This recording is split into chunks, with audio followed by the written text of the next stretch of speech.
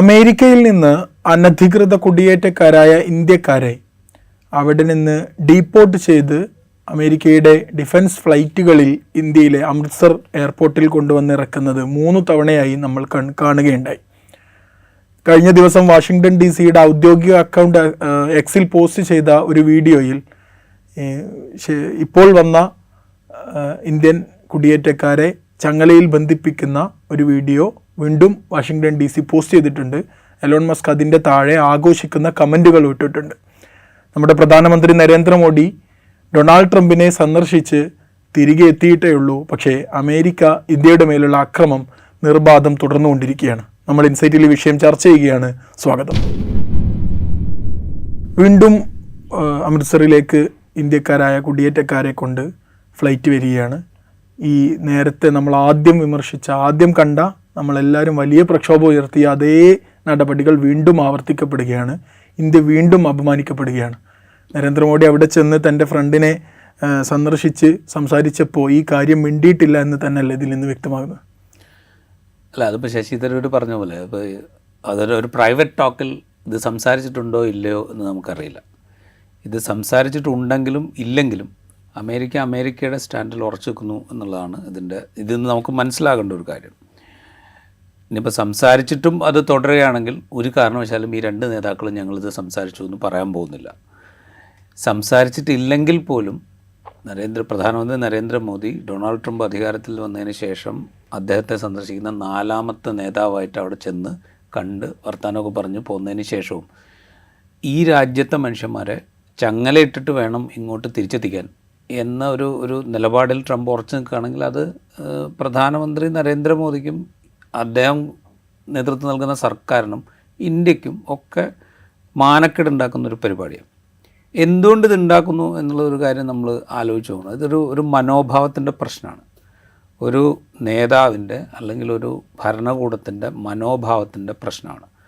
അവരുടെ മണ്ണിൽ അനധികൃതമായി പ്രവേശിക്കുന്നത് വലിയ കുറ്റകൃത്യമായി അല്ലെങ്കിൽ ചങ്ങലക്കിട്ട് തിരിച്ചയക്കേണ്ട കുറ്റകൃത്യമായി അവർ കാണുന്നു എന്നുള്ളതാണ് ഏറ്റവും വലിയ പ്രശ്നം. ഇതിപ്പോൾ ലോകത്ത് ആദ്യമായിട്ട് സംഭവിക്കുന്ന ഒരു കാര്യമൊന്നുമല്ല. ഒരു രാജ്യത്ത് ഇപ്പോൾ ഇന്ത്യയിൽ അനധികൃതമായി താമസിക്കുന്ന മനുഷ്യന്മാരുണ്ട് എന്ന് എല്ലാവർക്കും അറിയാം. കാലങ്ങളായിട്ടുണ്ട്. അമേരിക്കയിലുണ്ട്. ഇന്ത്യക്കാരായ ആളുകൾ പുറത്ത് പല രാജ്യങ്ങളിലുണ്ട്. ഇപ്പോൾ ഇംഗ്ലണ്ടിലുണ്ട്, ഗൾഫ് രാജ്യങ്ങളിലുണ്ട്, പല രാജ്യങ്ങളിലുണ്ട്. അങ്ങനെ അനധികൃതമായി താമസിക്കുന്ന മനുഷ്യന്മാരുടെ എണ്ണം വളരെ കൂടുതലാണ്. അതിന് പല കാരണങ്ങളുമുണ്ട്. ജോലി തേടി പോകുന്നവരുണ്ടാവാം, കുറെ കൂടെ മെച്ചപ്പെട്ട ജീവിത സൗകര്യങ്ങൾ തേടി പോകുന്നവരുണ്ടാവാം, ചിലപ്പോൾ ഭരണകൂടങ്ങളെ ഭയന്ന് പോകുന്നവരും ഉണ്ടാവാം. അതും നടക്കുന്ന കാര്യങ്ങളാണ്. അപ്പോൾ ഇങ്ങനെ പോകുന്ന മനുഷ്യന്മാരാണ് ഈ സ്ഥലങ്ങളിലൊക്കെ ഉള്ളത്. അവർ ഏതെങ്കിലും ചിലപ്പോൾ കുറ്റകൃത്യങ്ങളിൽ പെട്ട് ഒളിച്ചു ഓടിപ്പോകുന്ന മനുഷ്യന്മാരുണ്ടാവും. ഇപ്പോൾ ഈ രാജ്യത്തു നിന്ന് തന്നെ പോയ 2 പ്രസിദ്ധരായ ആളുകളുണ്ട്. വിജയ് മല്യയും നീരവ് മോദിയും പോലെയുള്ള ആളുകൾ ഇവിടുന്ന് പോയിട്ടുണ്ട്. ലളിത് മോദിയെ പോലെയുള്ള ആളുകൾ പോയിട്ടുണ്ട്. അവർ ഇവിടെ കുറ്റകൃത്യങ്ങളിൽ ഏർപ്പെട്ടിട്ട് ഈ നിയമത്തിൻ്റെ പിടിയിൽ നിന്ന് രക്ഷപ്പെടാൻ വേണ്ടിയിട്ട് പുറത്തു പോയ ആളുകളാണ്. ഇവരെ ആരും വിലം വെച്ചിട്ട് ഇങ്ങോട്ട് തിരിച്ചുകൊണ്ടിരുന്ന കാഴ്ച നമ്മൾ കാണുന്നില്ലല്ലോ. ഈ പാവപ്പെട്ട മനുഷ്യരാണല്ലോ തിരിച്ചുകൊണ്ടിരുന്നത്. അപ്പോൾ ഇതൊരു ഭരണകൂടത്തിൻ്റെ മനോഭാവമാണ്. ഇതിലെന്തുകൊണ്ടായിരിക്കും പരസ്യമായിട്ടുള്ളൊരു പ്രതികരണത്തിന് നരേന്ദ്രമോദി സർക്കാരോ രാജ്യത്തിൻ്റെ ഇപ്പോൾ വേറെ ചില രാജ്യങ്ങൾ വളരെ ബോൾഡായിട്ട് നിലപാടുള്ളൂ, ഇത് ഞങ്ങൾക്ക് പറ്റില്ല, നിങ്ങൾ കൊണ്ടുവരണ്ട, ഞങ്ങൾ വിമാനം അയച്ച് ഞങ്ങൾ തിരിച്ചു കൊണ്ടുവന്നോളാം, ഞങ്ങളുടെ പൗരന്മാരെ നിങ്ങളവിടെ തിരിച്ചയക്കുകയാണെങ്കിൽ ഞങ്ങൾ കൊണ്ടുവന്നോളാം എന്ന് സ്റ്റാൻഡ് എടുത്തുകൊണ്ട് ആ രാജ്യങ്ങൾ അങ്ങനെ ചെയ്തല്ലോ. നമുക്ക് എന്തുകൊണ്ടാണ് അതുപോലും ചെയ്യാൻ പറ്റാതെ വരുന്നത്, അല്ലെങ്കിൽ നമ്മൾ ഇതിനോട് പ്രതികരിക്കാതിരിക്കുന്നത് എന്താ?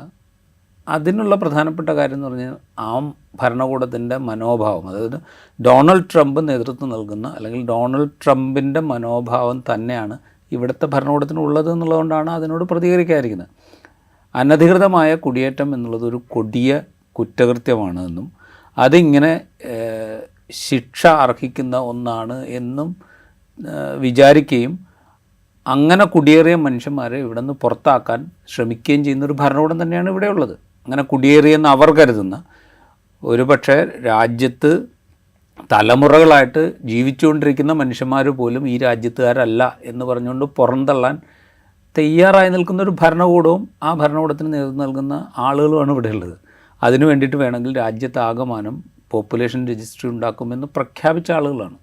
ചിലയിടത്ത് പോപ്പുലേഷൻ രജിസ്ട്രി ഉണ്ടാക്കിയപ്പോൾ പുറന്തള്ളപ്പെടേണ്ടി വരുന്ന ആളുകളുടെ എണ്ണം അവരുദ്ദേശിച്ച വിഭാഗത്തിൽ നിന്ന് ഭിന്നമായപ്പോൾ അതിന് ഇനി എന്ത് മാർഗം എന്നാലോചിച്ചുകൊണ്ട് പൗരത്വ നിയമം തന്നെ ഭേദഗതി ചെയ്യുന്ന മനുഷ്യന്മാരാണ് ഇവിടെ ഉള്ളത്, നേതാക്കളാണ് ഇവിടെ ഉള്ളത്. അപ്പോൾ ആ മനോഭാവം ഇപ്പോൾ ട്രംപ് പ്രകടിപ്പിക്കുന്ന അല്ലെങ്കിൽ ട്രംപ് ഭരണകൂടം പ്രകടിപ്പിക്കുന്ന മനോഭാവം ഒരു പരിധിയിലപ്പുറം കൂടുതലുള്ളൊരു ഭരണകൂടമാണ് ഇവിടെ ഉള്ളത്. അപ്പോൾ ആ ഭരണകൂടത്തെ സംബന്ധിച്ചോ അതിൻ്റെ നേതാവിനെ സംബന്ധിച്ചോ ഇതിൽ വലിയ അപമാനമോ അല്ലെങ്കിൽ ഇതൊരു വലിയ രാജ്യത്തോട് ചെയ്യുന്നൊരു എന്താ പറയുക, രാജ്യത്തിൻ്റെ ഒരു പരമാധികാരത്തിനുള്ളൊരു കടന്നുകയറ്റമായിട്ടോ അല്ലെങ്കിൽ രാജ്യത്തെ പൗരന്മാരെ അപമാനിക്കലായിട്ടോ ഒന്നും തോന്നാനിടയില്ല. അതിലെനിക്ക് വലിയ അത്ഭുതമില്ല.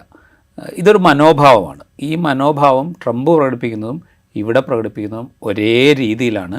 അതുകൊണ്ടാണ് ഈ ഭരണകൂടങ്ങൾ ഞങ്ങൾ സംസാരിച്ചോ ഇല്ലയോ എന്ന് പറയാത്തത്.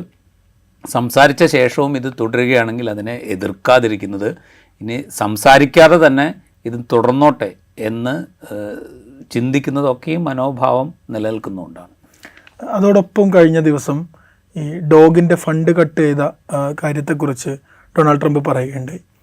American department of governance efficiency Elon Musk നയിക്കുന്ന ഡിപ്പാർട്ട്മെൻറ്റിൻ്റെ ടാക്സ് പേയേഴ്സ് ഫണ്ടുകൾ കട്ട് ചെയ്ത സമയത്ത് ഇന്ത്യക്കുള്ള $21 മില്യൺ കട്ട് ചെയ്തതിനെക്കുറിച്ച് അതിനെ ന്യായീകരിച്ച് ഡൊണാൾഡ് ട്രംപ് പറഞ്ഞത്, അത് അമേരിക്കയുടെ ടാക്സ് പേയേഴ്സിൻ്റെ പണം ഇന്ത്യയിലേക്ക് കൊടുക്കുകയാണ്, ഇന്ത്യയിലെ വോട്ടർ ടേൺ ഔട്ട് വർദ്ധിപ്പിക്കാൻ വേണ്ടിയിട്ടാണ് $21 മില്യൺ ഇന്ത്യയിലേക്ക് കൊടുക്കുന്നതെന്ന്.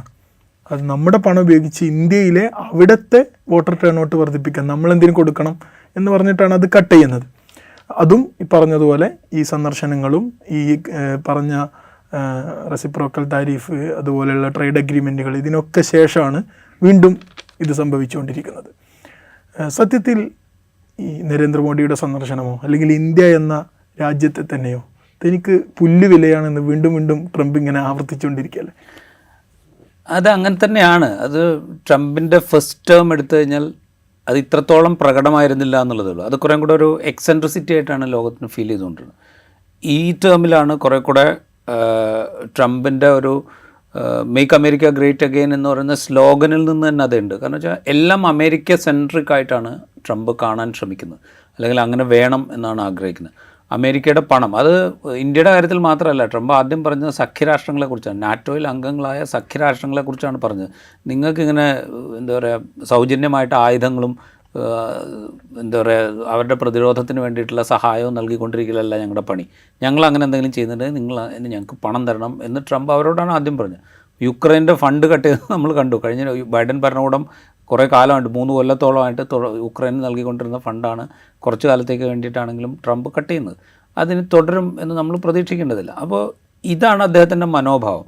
അങ്ങനെ നാറ്റോ സഖ്യരാജ്യങ്ങളോട് ആ നിലപാടെടുക്കുന്ന ട്രംപ് ഇന്ത്യയുടെ കാര്യത്തിൽ ആ നിലപാടെടുത്തില്ലെങ്കിലേ അത്ഭുതമുള്ളൂ. പിന്നെ ഇതെല്ലാം ബിസിനസ്സാണ്. ട്രംപിനെ സംബന്ധിച്ചും ട്രംപ് ഭരണകൂടത്തെ സംബന്ധിച്ചും ഇതെല്ലാം ബിസിനസ്സാണ്. നമ്മൾ എന്തിനാണ് ഒരു രാജ്യത്തിന് നമ്മൾക്ക് പ്രത്യേകിച്ച് ലാഭമൊന്നും കിട്ടാതെ നമ്മളവിടെ പണം കൊടുക്കുന്നത്? ഇതാണ് ചോദ്യം. അവിടുത്തെ വോട്ടർ ടേൺ ഔട്ട് വർദ്ധിപ്പിച്ചുകൊണ്ട് അമേരിക്കയ്ക്ക് എന്ത് പ്രയോജനം എന്നുള്ള ക്വസ്റ്റ്യനാണ് ട്രംപ് ചോദിക്കുന്നത്. ട്രംപിൻ്റെ കാഴ്ചപ്പാടിൽ ശരിയാണ്. കാരണം അമേരിക്കൻ ടാക്സ് പേയേഴ്സ് അവരുടെ പണം എടുത്തുകൊണ്ട് അവരുടെ പണം സ്വീകരിച്ചുകൊണ്ട് എന്തിനാണ് ഭരണകൂടം വേറൊരു പുറത്തുള്ള ഒരു രാജ്യത്തിൻ്റെ ഇതിനു വേണ്ടി ശ്രമിക്കുന്നത്? ഇന്ത്യ ഇഷ്ടം പോലെ നികുതി പിരിക്കുന്നുണ്ടല്ലോ. രാജ്യത്ത് ഏറ്റവും കൂടുതൽ നികുതിയുള്ള രാജ്യങ്ങളിലൊന്നാണല്ലോ ഇന്ത്യ. അവർക്ക് ചിലവഴിച്ചൂടെ എന്നാണ് ട്രംപ് ചോദിക്കുന്നത്. വെച്ചാൽ അതൊരു ബിസിനസ് കാഴ്ചപ്പാടാണ്. ആ ബിസിനസ് കാഴ്ചപ്പാട് തന്നെയാണ് എല്ലാ കാര്യത്തിലും ട്രംപ് പിന്തുടരുന്നത്. അപ്പോൾ ആളുകളെ അവിടെ നിന്ന് ഡിപ്പോർട്ട് ചെയ്യുമ്പോൾ അതും ഒരു ബിസിനസ് കാഴ്ചപ്പാട് തന്നെയാണ്. കാരണം വെച്ചാൽ ഇത്ര ആളുകളെ അവിടെ ആവശ്യമില്ല. അവിടുത്തെ പൗരന്മാരെ മാത്രമേ അവർക്ക് കാറ്റർ ചെയ്യേണ്ട ആവശ്യമുള്ളൂ. അനധികൃതമായിട്ട് കുടിയേറിയ ആളുകളെ അവർക്ക് കാറ്റർ ചെയ്യേണ്ട ആവശ്യമില്ല. അവരെ തിരിച്ചയക്കുക എന്നുള്ള അതും ഒരു ബിസിനസ് കാഴ്ചപ്പാടാണ്. അപ്പോൾ ഇതിൻ്റെ തുടർച്ചയാണ് നമ്മൾ പല പല പല മുഖങ്ങളിലായിട്ട് കണ്ടുകൊണ്ടിരിക്കുന്നത്. ഇവിടെ നമ്മൾ ഈ കാഴ്ചപ്പാട് ഇപ്പോൾ പുതിയതാണോ ഇന്ത്യയുടെ കാര്യത്തിൽ എന്ന് ചോദിച്ചാൽ അമേരിക്കൻ കാഴ്ചപ്പാട് പുതിയതല്ല എന്ന് തന്നെ പറയേണ്ടി വരും. കാരണം അമേരിക്കയുടെ ഇൻട്രസ്റ്റ് വെച്ച് തന്നെയാണ് ഇന്ത്യയുമായിട്ട് മുൻകാലത്തും ബന്ധങ്ങൾ ഉണ്ടാക്കിയിരിക്കുന്നത്. ഇപ്പോൾ നമ്മൾ ഈ സന്ദർശനത്തിനിടെ പ്രതിരോധ സഹകരണ കരാർ അത് 10 വർഷത്തേക്ക് കൂടെ നീട്ടും എന്ന് ഈ സന്ദർശനത്തിനിടെ ധാരണയായിട്ടുണ്ട്. എന്താണ് ഈ പ്രതിരോധ സഹകരണ കരാർ? അമേരിക്കൻ കമ്പനികൾ ഉൽപ്പാദിപ്പിക്കുന്ന ആയുധങ്ങൾ ഇന്ത്യൻ ആവശ്യങ്ങൾക്ക് വേണ്ടിയിട്ട് വിൽക്കാനുള്ള കരാറാണ് പ്രധാനമായിട്ടുള്ളത്. അല്ലെങ്കിൽ ഇന്ത്യൻ സേഫ്റ്റി സംവിധാനങ്ങൾക്ക് വേണ്ടിയിട്ടുള്ള എക്യുപ്മെൻറ്റ്സ് അവിടെ നിന്ന് വാങ്ങാനുള്ള കരാറാണിത്. അല്ലെങ്കിൽ അതാണ് പ്രതിരോധ സഹകരണ കരാറിൻ്റെ ഒരു പ്രധാനപ്പെട്ട സംഗതി. അപ്പോൾ അവിടെയും കച്ചവടമാണ് നടക്കുന്നത്. എന്തിനാണ് ട്രംപ് ആ 10 വർഷം നീട്ടാൻ ഉദ്ദേശിക്കുന്നത്? കാരണം അവിടെ പ്രൊഡക്ഷൻ കൂട്ടണം, അവിടെ പ്രൊഡക്ഷൻ കൂടിയാൽ മാത്രമേ അവിടെ തൊഴിൽ അവസരങ്ങൾ ഉണ്ടാവുള്ളൂ. അത് നിലനിർത്തണമെങ്കിൽ ഇന്ത്യയുമായിട്ടുള്ള കരാർ കൂട്ടണം, അതും അമേരിക്കൻ താല്പര്യമാണ്. അതുപോലെ ഇപ്പോൾ ന്യൂക്ക് എഗ്രിമെൻറ്റ്, അതിൻ്റെ ഭാഗമായിട്ടുള്ള റിയാക്ടേഴ്സിൻ്റെ സപ്ലൈക്ക് വേണ്ടിയിട്ട് ഇന്ത്യൻ നിയമങ്ങൾ മാറ്റിക്കൊടുക്കുന്നത് ആർക്ക് വേണ്ടിയിട്ടാണ്? അമേരിക്കയ്ക്ക് വേണ്ടിയിട്ടാണ്. കാരണം അവിടെ റിയാക്ടേഴ്സ് ഉണ്ടാക്കുമ്പോൾ അവിടെ തൊഴിലവസരങ്ങൾ വർദ്ധിക്കും. ഇതാണ് അമേരിക്കയുടെ താല്പര്യം. ഈ താരിഫിൻ്റെ കാര്യത്തിൽ ഇന്ത്യ താരിഫ് കൂട്ടുകയാണെങ്കിൽ അമേരിക്കയും കൂട്ടി തന്നെ വയ്ക്കും എന്ന് പറയുന്നതിൻ്റെ അർത്ഥം, ഇന്ത്യ താരിഫ് കൂട്ടി വയ്ക്കുന്നു എന്ന് വിചാരിക്കുക. ഓട്ടോമോട്ടീവ്സിന് ഇന്ത്യ അമേരിക്കയിൽ നിന്ന് ഇറക്കുമതി ചെയ്യുന്ന ഓട്ടോമോട്ടീവ്സിന് ഇന്ത്യ താരിഫ് കൂട്ടി വയ്ക്കുന്നു. അപ്പോൾ ആ കമ്പനികൾ എന്താ സ്വാഭാവികമായിട്ട് ചെയ്യുക? അവർ ഇറക്കുമതി ചെയ്യുന്നതിനേക്കാൾ ലാഭകരമാണ് ഇന്ത്യയിൽ ഒരു പ്രൊഡക്ഷൻ യൂണിറ്റ്, ഇന്ത്യയുടെ ഏതെങ്കിലും ഒരു കമ്പനിയായിട്ട് ഒരു ജോയിൻറ്റ് വെഞ്ചർ ഉണ്ടാക്കിയിട്ട് ഒരു പ്രൊഡക്ഷൻ യൂണിറ്റ് ഇന്ത്യയിൽ തുടങ്ങി കഴിഞ്ഞ് കഴിഞ്ഞാൽ ഈ ടാക്സ് ബേർഡൻ അവർക്ക് കുറഞ്ഞു കിട്ടും. അപ്പോൾ അവർ ഇന്ത്യയിൽ പ്രൊഡക്ഷൻ യൂണിറ്റ് തുടങ്ങും. ഇന്ത്യയിൽ പ്രൊഡക്ഷൻ യൂണിറ്റ് തുടങ്ങിക്കഴിഞ്ഞാൽ ഇവിടെയാണ് തൊഴിലവസരങ്ങൾ ഉണ്ടാവുക. അപ്പോൾ അമേരിക്കയ്ക്ക് അതുകൊണ്ട് പ്രയോജനമൊന്നുമില്ല. അപ്പോൾ ഈ പണി വേണ്ട, ഇന്ത്യയിൽ പ്രൊഡക്ഷൻ യൂണിറ്റ് വേണ്ട, അത് ഞങ്ങൾ അമേരിക്കയിൽ ചെയ്തോളാം. ഇതാണ് ട്രംപിൻ്റെ സിദ്ധാന്തം. ഇപ്പോൾ ഈ റെസിപ്രോക്കേറ്റീവ് താരിഫിൻ്റെ കാര്യം നമ്മൾ പറയുമ്പോൾ ഫാർമ കമ്പനികൾ, അമേരിക്കൻ ജനറിക് മരുന്നുകളിൽ, അമേരിക്ക ഉപയോഗിക്കുന്ന ജനറിക് മരുന്നുകളിൽ 40% കയറ്റി അയക്കുന്നത് ഇന്ത്യ, ഏതാണ്ട് 40%. അതിനുമേൽ 25% ടാക്സ് ഏർപ്പെടുത്തും എന്ന് ട്രംപ് കഴിഞ്ഞ ദിവസം പറഞ്ഞു. അതോടുകൂടെ ഇന്ത്യയിലെ ഫാർമ കമ്പനികളുടെ ഓഹരി വില കഴിഞ്ഞ 2 ദിവസമായിട്ട് താഴ്ന്നുകൊണ്ടിരിക്കുക. അതെന്ന് വെച്ച് കഴിഞ്ഞാൽ ഫാർമ കമ്പനികൾക്ക് വലിയ പ്രതിസന്ധിയാണ്.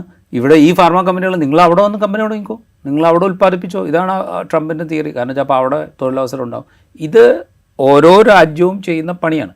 അത് കുറെ കൂടെ ഭംഗിയായിട്ട് ബിസിനസ് അറിയാവുന്ന, ബാക്കി രാജ്യങ്ങളെ വരച്ച വരയിൽ നിർത്താൻ കഴിയുന്ന ഇന്ത്യയെ പോലുള്ള രാജ്യങ്ങളെ കൃത്യമായിട്ട് കാലങ്ങളായി അമേരിക്ക ഈ നയത്തിൻ്റെ ഭാഗമാക്കി കൊണ്ടുനടക്കുക. അത് കുറെ കൂടെ അസർട്ടീവായി ചെയ്യുന്നു ട്രംപ് എന്നുള്ളതേ ഉള്ളൂ. അതിന് വഴങ്ങല്ലാതെ വേറെ ഒരു മാർഗവും നരേന്ദ്രമോദിക്ക് തൽക്കാലം ഇല്ല. വേറെ മാർഗമൊന്നുമില്ല. അതാണ് വസ്തുത. ഇപ്പോൾ ഈ ട്രംപ് പറയുന്ന കുറച്ച് ടാക്സ് കാര്യങ്ങളുണ്ടല്ലോ, ഞാൻ എൻ്റെ ഡാറ്റ പരിശോധിക്കായിരുന്നു. അപ്പോൾ ബ്രിക്സ് രാജ്യങ്ങളിൽ ഏറ്റവും കൂടുതൽ ഈ ഇമ്പോർട്ട് താരിഫ് ഉള്ളത് ഇന്ത്യക്കാണ്. ഇന്ത്യയുടെ ഒരു ആവറേജ് താരിഫ് എന്ന് പറയുന്നത് 17%. അത് US-ൻ്റെത് വെറും 3.3%. അപ്പോൾ ഇന്ത്യ പോപ്പുലേഷൻ്റെ കാര്യത്തിൽ ഇത്രയും വലിയൊരു കമ്പോളമാണ് അമേരിക്കയെ സംബന്ധിച്ചിടത്തോളം. പക്ഷേ ഇന്ത്യയുടേതായ ചില താല്പര്യങ്ങളുണ്ടായിരുന്നല്ലോ, അഗ്രികൾച്ചറൽ പ്രൊട്ടക്ഷനിസം അടക്കമുള്ള ചില താല്പര്യങ്ങൾ ഇന്ത്യക്കുണ്ടായിരുന്നു. സ്വാഭാവികമായും ട്രംപ് എന്ന് പറയുന്നത് കച്ചവട കണ്ണോടുകൂടി ഇതിനൊക്കെ നോക്കിക്കാണുന്ന സമയത്ത് ഇന്ത്യയുടെ ഈ സ്ഥാപിത നയങ്ങളിൽ നിന്ന് ഈ ട്രംപിന് ഇതിനിങ്ങനെ വഴങ്ങിക്കൊടുക്കുന്നതിനനുസരിച്ച് നമ്മളുടെ ഈ സ്ഥാപിത നയങ്ങളും നമ്മുടെ സ്ഥാപിത ലക്ഷ്യങ്ങളൊക്കെ തെറ്റിക്കൊണ്ടിരിക്കും എന്നുള്ളൊരു ഉപദേശം മോഡിക്ക് കിട്ടേണ്ടതല്ലേ? കിട്ടാതിരിക്കുന്നൊന്നും ഉണ്ടാവില്ല, അത് കിട്ടും, ഡെഫിനറ്റ്ലി കിട്ടുന്നുണ്ടാവും. പക്ഷേ അതിന് ഏതളവിൽ ഇവരിത് തടഞ്ഞു നിർത്തും എന്നുള്ളത് കണ്ടറിയേണ്ട കാര്യമാണ്. ഇപ്പോൾ എന്തുകൊണ്ടാണ് ഇന്ത്യ താരിഫ് കൂട്ടി നിർത്തുന്നത്? അമേരിക്കയെ പോലെ ഡെവലപ്ഡ് ആയിട്ടുള്ളൊരു കൺട്രിയല്ല. യന്ത്രവൽകൃത പ്രൊഡക്ഷൻ എല്ലാ മേഖലയിലും പൂർണ്ണമായിട്ടുള്ള രാജ്യമല്ല.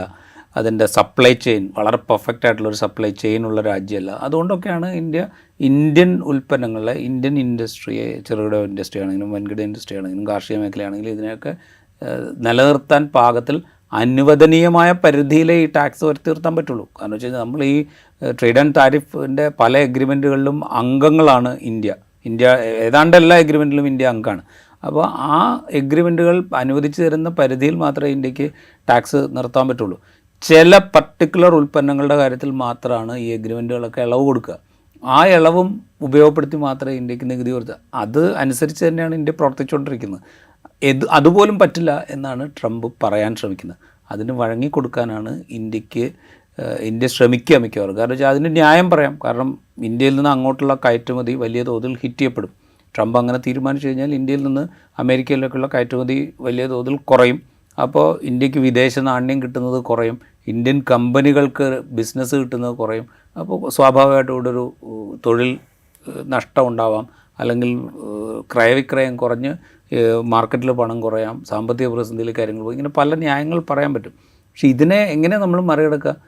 ഇതേ പ്രശ്നം അമേരിക്കയുടെ താല്പര്യങ്ങൾ സംരക്ഷിച്ചുകൊണ്ട് ഇന്ത്യയുമായിട്ട് ബൈലാറ്ററൽ ബന്ധം സ്ഥാപിക്കുകയും തുടരുകയും ചെയ്ത കാലത്തൊക്കെ ഈ പ്രശ്നങ്ങളുണ്ടായിരുന്നു. പക്ഷെ അതിനെ മറികടന്നത് ഇന്ത്യ കുറെ കൂടെ ഡിപ്ലോമാറ്റിക്കായിട്ട് ഇതിനെ നേരിടുകയും അമേരിക്കൻ ഭരണകൂടമായിട്ട് സംസാരിക്കുകയും അവരെ കോൺഫിഡൻസിലെടുത്തുകൊണ്ട് ഇത് നിലനിർത്തുകയാണ് ചെയ്തത്. ഇപ്പോൾ അത് കോൺഫിഡൻസിലെടുക്കാൻ കഴിയുന്നില്ല എന്നുള്ളിടത്താണ് പ്രശ്നം.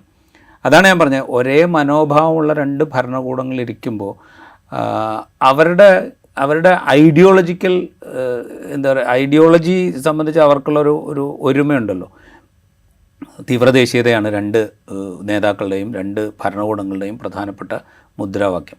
അതുപോലെ ഈ മറ്റ് വംശ വിദ്വേഷം വളരെ പ്രധാനപ്പെട്ട ഒരു ഘടകമാണ് രണ്ട് ഭരണകൂടങ്ങളെ സംബന്ധിച്ചും. അപ്പോൾ ഇതിലൊക്കെ യോജിച്ച് നിൽക്കുന്ന ഒരു ഭരണകൂടം, അതുപോലെ സ്വയം വലുതാണ് എന്ന് സ്ഥാപിച്ചെടുക്കാൻ കിട്ടുന്ന അവസരങ്ങൾ ഒട്ടും നഷ്ടപ്പെടുത്താത്ത ഭരണാധികാരിയും ഭരണകൂടവും. അപ്പോൾ എന്ന് വെച്ച് കഴിഞ്ഞാൽ ഈ പറയുന്ന നഷ്ടങ്ങളല്ല അവരെ സംബന്ധിച്ച് പ്രധാനം. അമേരിക്കയുമായിട്ടുള്ള അടുത്ത ബന്ധം, ഡൊണാൾഡ് ട്രംപ് പോലെയുള്ള ഒരു നേതാവായിട്ടുള്ള വളരെ അടുത്ത ബന്ധം, ഇതൊക്കെയാണ് പ്രധാനപ്പെട്ട ഒരു പ്രൊപ്പഗാൻഡ ടൂളായിട്ട് അവർ ഉപയോഗിക്കുക. അതിനായിരിക്കും അവർ മുൻഗണന കൊടുക്കുക.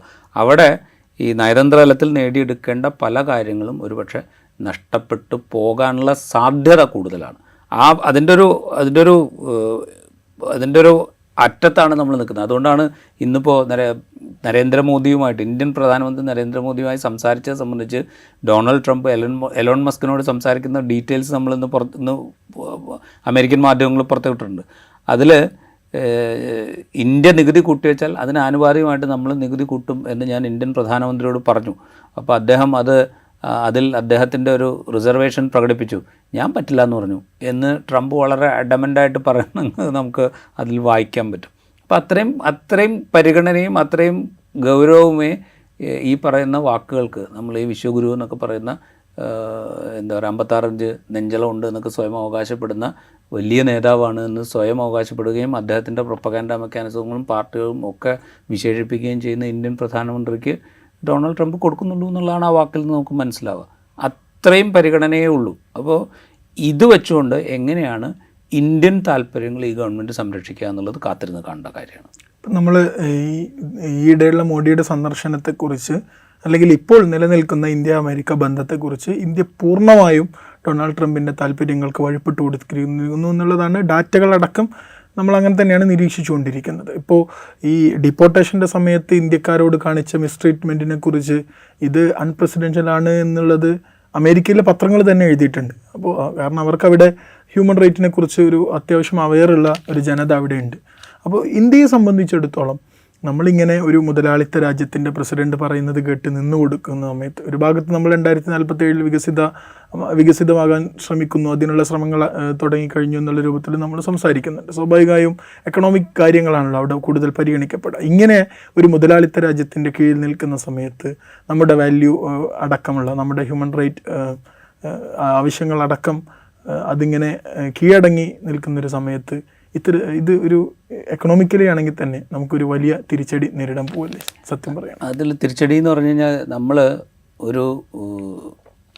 ഒരു ഡൈവേഴ്സിറ്റി ഉള്ള രാജ്യം എന്നുള്ള നിലയ്ക്ക് എല്ലാ ജനവിഭാഗങ്ങളെയും ഒരുപോലെ പരിഗണിക്കുന്ന മൻമോഹൻ സിംഗ് എപ്പോഴും നേരത്തെ പറഞ്ഞുകൊണ്ടിരുന്ന ഓൾ ഇൻക്ലൂസീവ് എന്നൊക്കെ പറയുന്ന ഒരു കൺസെപ്റ്റ് ഉണ്ടല്ലോ.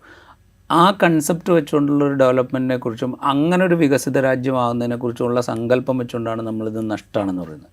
നമ്മൾ പ്രധാനമന്ത്രി നരേന്ദ്രമോദി ഏതാണ്ട് ഒരു 4-5 കൊല്ലം മുമ്പ് പറഞ്ഞൊരു കാര്യം നമ്മുടെ മനസ്സിലെപ്പോഴും ഉണ്ടാവണം. ഗവൺമെൻറ് എന്ന് പറയുന്നത് വ്യവസായം നടത്താനോ കച്ചവടം നടത്താനോ ഒന്നുമല്ല. ഗവൺമെൻറ് എന്ന് പറയുന്നത് ഒരു നടത്തിപ്പ് ഏജൻസി മാത്രമാണ് എന്ന് അദ്ദേഹം വളരെ കൃത്യമായിട്ട് പറഞ്ഞിട്ടുണ്ട്. അതായത് ഈ പറയുന്ന പൊതുമേഖലാ സ്ഥാപനങ്ങൾ നടത്തിക്കൊണ്ടുപോവുക, അതുവഴി ആളുകൾക്ക് തൊഴിൽ, ഇതൊന്നുമല്ല ഗവൺമെൻറ്റിൻ്റെ പണി. ഗവൺമെൻറ് ഒരു മീഡിയേറ്റർ മാത്രമാണ്. കാര്യങ്ങൾ എടുക്കാനുള്ള ഒരു ഏജൻസി മാത്രമായിട്ട് ഗവൺമെൻറ് മാറും എന്ന് അദ്ദേഹം വളരെ വൃത്തിയായിട്ട് പറഞ്ഞിട്ടുണ്ട്. അത് അദ്ദേഹം അന്ന് പറഞ്ഞത് വ്യവസായങ്ങളുടെയും ഈ പൊതുമേഖലാ സ്ഥാപനങ്ങളുടെയൊക്കെ കാര്യത്തിലാണ് എന്നേ ഉള്ളൂ. അതുതന്നെയാണ് ഈ പറയുന്ന സാമൂഹ്യക്ഷേമ പദ്ധതികളെ സംബന്ധിച്ചും ഒക്കെയുള്ള ഗവൺമെൻറ്റിൻ്റെ മനോഭാവം. വളരെ വൈകാതെ അതിൽ നിന്ന് വിഡ്രോ ചെയ്യുക എന്നുള്ളത് തന്നെയാണ് ഗവൺമെൻറ്റിൻ്റെ മനോഭാവം. അതുകൊണ്ടാണ് ഇപ്പോൾ പല സബ്സിഡികളും ഗവൺമെൻറ് ഒഴിവാക്കുന്നത്. ഗ്യാസ് സബ്സിഡി ഇപ്പോൾ കഴിഞ്ഞ തെരഞ്ഞെടുപ്പിന് തൊട്ട് മുമ്പാണ് കുറച്ചെങ്കിലും അത് പുനഃസ്ഥാപിക്കുക എന്നുള്ളൊരു ലൈനിലേക്ക് വന്നത്. അത് അധികകാലം ഉണ്ടാവും എന്ന് നമ്മൾ പ്രതീക്ഷിക്കുന്നതിൽ അർത്ഥമല്ല. പെട്രോളിൻ്റെയും ഡീസലിൻ്റെയും സബ്സിഡി ഏതാണ്ട് ഇല്ലാതായി കഴിഞ്ഞു. അപ്പോൾ സോഷ്യൽ വെൽഫെയർ എന്നുള്ള സംഗതിയിൽ നിന്ന് പതുക്കെ മാറുക. അത് വളരെ എസെൻഷ്യലായിട്ട് വേണ്ട സ്ഥലങ്ങളിൽ മാത്രം നിർത്തിക്കൊണ്ട് ബാക്കി ഏതാണ്ട് പൂർണ്ണമായിട്ട് വിഡ്രോ ചെയ്യുക. മറ്റ് സംഗതികളിൽ നിന്നും വിഡ്രോ ചെയ്യുക. അത് മുഴുവൻ കമ്പോളത്തിനും സ്വകാര്യ മേഖലയ്ക്കും കൊടുക്കുക. എന്നിട്ട് ഇതിനെ നടത്തിക്കൊണ്ട് പോകാൻ പാകത്തിനുള്ള ഒരു ഏജൻസി ആയിട്ട് ഗവൺമെൻറ് ഇത് തന്നെയാണ് അമേരിക്കൻ ഭരണകൂടത്തിൻ്റെ രീതിയും. അമേരിക്കൻ ഭരണകൂടം അങ്ങനെ തന്നെയാണ്. അവർ കുറെ കൂടെ വെൽഫെയർ സ്കീം വെച്ച് നോക്കുകയാണെങ്കിൽ അതിനെ കമ്പോളവുമായി ബന്ധിപ്പിച്ചുകൊണ്ട് അത് കുറെ കൂടെ അവർ ഭംഗിയായിട്ട് നടത്തുന്നുണ്ട് എന്നുള്ളത് മാത്രമേ ഉള്ളൂ. പക്ഷേ ഇതിൻ്റെ ഒരു നടത്തിപ്പ് ഏജൻസി മാത്രമാണ് ഗവൺമെൻറ് അവിടെ. ഏതാണ്ട് ആ ലെവലിലേക്ക് മാറുക എന്നുള്ളത് തന്നെയാണ് നരേന്ദ്രമോദി സംസാരിച്ചുകൊണ്ടിരിക്കുന്ന ഒരു കാര്യം. അങ്ങനെയാണ് അദ്ദേഹം 2047 വികസിത രാഷ്ട്രത്തെക്കുറിച്ച് സംസാരിക്കുന്നത്. അല്ലാതെ നമ്മൾ വിചാരിക്കുന്നത് പോലെ എല്ലാ മനുഷ്യന്മാർക്കും എല്ലാ വിഭാഗം ആളുകളെയും കൂട്ടിച്ചേർത്തുകൊണ്ട് ഒരു ഓൾ ഇൻക്ലൂസീവ് ആയിട്ടുള്ള ഡെവലപ്മെൻറ്റ് എന്നുള്ള കൺസെപ്റ്റിനെ കുറിച്ചേ അല്ല അദ്ദേഹം സംസാരിച്ചുകൊണ്ടിരിക്കുന്നത്. അതും അമേരിക്കൻ മാതൃക തന്നെയാണ്. അപ്പോൾ അമേരിക്കയിൽ നമ്മൾ ഈ വികസിത രാജ്യം എന്ന് പറയുമ്പോൾ അവിടെ സ്ലം ഡ്വല്ലേഴ്സ് ആയിട്ടുള്ള ഒരുപാട് മനുഷ്യന്മാരുണ്ടല്ലോ. അവിടെ എന്താ പറയുക, വിദ്യാഭ്യാസത്തിന് അവസരം നിഷേധിക്കപ്പെടുന്ന ഒരുപാട് മനുഷ്യന്മാരുണ്ടല്ലോ. അവരെക്കുറിച്ചൊന്നും ആരും ചിന്തിക്കാറില്ലല്ലോ. അവരൊക്കെ ചേർന്നിട്ടാണ് അത് വികസിത രാജ്യമായിട്ട് അവിടെ നിൽക്കുന്നത്. ഏതാണ്ട് അതേ കൺസെപ്റ്റ് തന്നെയാണ് ഇദ്ദേഹവും സംസാരിച്ചുകൊണ്ടിരിക്കുന്നത്. ട്രംപ് വന്നപ്പോൾ അത് കുറേ കൂടെ ഒരേ മറ്റ് അമേരിക്കൻ ഭരണാധികാരികളെ സംബന്ധിച്ച് ഇത് വളരെ പരസ്യമായിട്ട് ഈ തീവ്രദേശീയത പറയുക, അല്ലെങ്കിൽ വംശീയത പറയുക, വെള്ളക്കാരുടെ മേന്മ ഉദ്ഘോഷിക്കുക, ഇതൊക്കെ മറ്റ് അമേരിക്കൻ പ്രസിഡന്റുമാരെ സംബന്ധിച്ച് പരസ്യമായി പറയുക എന്ന് പറയുന്നത് ബുദ്ധിമുട്ടുള്ള കാര്യമായിരുന്നു. ട്രംപിനെ സംബന്ധിച്ചത് ബുദ്ധിമുട്ടുള്ള കാര്യമില്ല. അത് ആ മനോഭാവം ഇവിടെ ഉണ്ടല്ലോ. വംശീയതയും വർഗീയതയും വിദ്വേഷവും എന്താ പറയുക മുസ്ലിം വിരോധവും ഒക്കെ പരസ്യമായിട്ട് പറയാൻ ഒരു മടിയില്ലാത്ത ആളുകളാണ്. ഇത് വളരെ ചേർന്ന് പോകുന്നുണ്ട് എന്നുള്ളതാണ് നമ്മൾ കാണേണ്ടത്. അതുകൊണ്ട് ഈ 2047 വികസിത രാജ്യം എന്നുള്ളതിൻ്റെ ലക്ഷ്യം അദ്ദേഹം പറയുന്ന കാഴ്ചപ്പാടിലൂടെ ആ ലക്ഷ്യം മുൻപോട്ട് പോകുന്നതിന് ഇതൊരു തടസ്സമായിട്ട് നിൽക്കും എന്ന് ഞാൻ വിചാരിക്കില്ല. റൈറ്റ്. ഇന്ത്യക്കാരായ അനധികൃത കുടിയേറ്റക്കാരെ തിരിച്ചയക്കുമ്പോൾ വീണ്ടും ഇങ്ങനെ ഇന്ത്യയെ അപമാനിച്ചുകൊണ്ട് ചങ്ങലക്കിടുന്ന കാഴ്ചകൾ നമ്മൾ കാണുന്നു. നരേന്ദ്രമോദിയും ഡൊണാൾഡ് ട്രംപും പരസ്പരം സുഹൃത്തുക്കളായിട്ടും അവരുടെ പ്രത്യയശാസ്ത്രത്തിൻ്റെ സാമ്യത കൊണ്ടുപോലും ഇതൊന്നും തടയാനാകുന്നില്ലല്ലോ എന്ന് നമ്മൾ പരിതപിക്കുന്നു. നമ്മുടെ പരിതാപമല്ല വിഷയം, അത് ഒരു പ്രത്യയശാസ്ത്രത്തിൻ്റെ ധാര അവർ ഒരുമിച്ച് നിന്ന് ഇവിടെ എക്സിക്യൂട്ട് ചെയ്യുന്നത് പോലെയാണ് നമുക്ക് തോന്നിക്കൊണ്ടിരിക്കുന്നത്. ഒരു പക്ഷേ അവർ തമ്മിലുള്ള ആശയ സാമ്യത അതിൻ്റെ ഒരു നടത്തിപ്പായിരിക്കും, നടത്തിപ്പിൻ്റെ ഫലങ്ങളായിരിക്കും നമ്മളിപ്പോൾ കണ്ടുകൊണ്ടിരിക്കുന്നത് എന്നാണ് നമ്മൾ നിരീക്ഷിക്കുന്നത്. ഇൻസൈറ്റ് ഇവിടെ പൂർണ്ണമാകുന്നു. മറ്റൊരു എപ്പിസോഡുമായി വീണ്ടും കാണാം.